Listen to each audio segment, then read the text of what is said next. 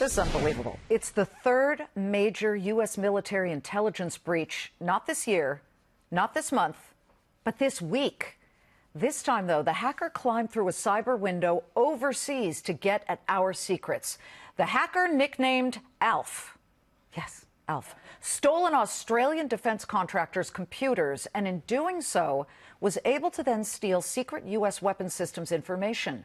Those weapons manufactured by top American defense companies Boeing and Lockheed Martin. Now what? Let's bring in Larry Korb. He was Assistant Defense Secretary during the final years of the Cold War, also a former naval pilot. Larry, good to see you.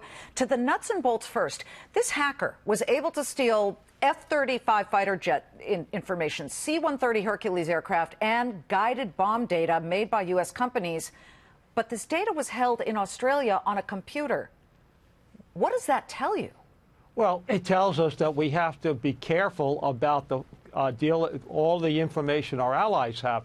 Our allies have to have this because if we ever go to war, we have joint plans. You saw it happen as well in South Korea. So we have to work with them to ensure that they are as careful as we are. And even us, we have things happen. You had a NASA employee who went home and to do work at home, and because of that, the Russians were able, because of the malware he had, which was developed by a Russian company, the Russians were able to get into our best secrets.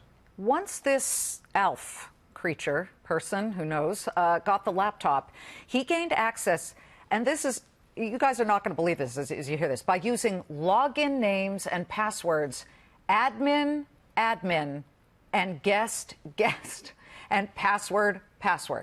Do we need to change the way we do business with other companies and nations, particularly when it comes to sensitive information? Australia is one of our top and strongest allies, but do we need to start ring fencing and protecting our own military contractors' data and finding a different way? I just had a dinner with the Ernst & Young, a bunch of CFOs, and some of them were telling me they no longer send emails to certain countries, even our allies, because they know that nearby countries like Russia, China, can get that information. They're ring fencing and they're using the telephone more. Well, there's no doubt about the fact that we're in a new age. That's why we have a cyber command, and I think it's important for the head of the cyber command not just to worry about this country, but all of the people we have allies with. Look, how many members of NATO? You've got like 25 members of NATO, and the Russians, could they get into, you know, the emails of a country like Romania or Poland? Yes, you need to do that and recognize that just like in the Cold War, it was, you know, recruiting spies in the country, getting people in the country who might be sympathetic to your views to spy on Americans. We're going to have to do that in this era.